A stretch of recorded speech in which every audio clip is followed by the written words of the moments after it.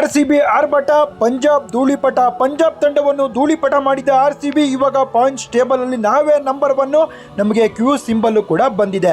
RCB first batting ಆಡ್ತಾರೆ. ಮಧ್ಯಾಹ್ನದ ಗೇಮಲ್ಲಿ ವಿರಾಟ್ ಕೊಹ್ಲಿ 50 ಹೊಡಿತಾರೆ. ವೆಂಕಟೇಶ್ ಅಯ್ಯರ್, ರಜತ್ ಪಡಿದಾರ್ ಜಾಗದಲ್ಲಿ ಬಂದು ಸೂಪರ್ ಆಗಿ ಆಡಿ RCB ತಂಡದ ಮೊತ್ತವನ್ನು ದಾಟಿಸ್ತಾರೆ. 2-2-2ಗೆ ಬೆತಲ್ 11 ರನ್, ವಿರಾಟ್ ಕೊಹ್ಲಿ 37 ಬಾಲ್ಗೆ 58 ರನ್, 3 6 4 4. ಪಡಿಕಲ್ 25 ಬಾಲ್ಗೆ 45, ಬೆಂಕಿ ಇನ್ನಿಂಗ್ಸ್.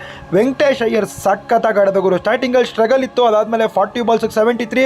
ಡೇವಿಡ್ 12 ಬಾಲ್ಗೆ 28 ರನ್ನ ಹೊಡಿತಾರೆ. ಪಂಜಾಬ್ ಸ್ಟಾರ್ಟಿಂಗಲ್ಲೇ ಪವರ್ ಪ್ಲೇಯಲ್ಲಿ 3 ವಿಕೆಟ್ನ ಕಳ್ಕೊತಾರೆ.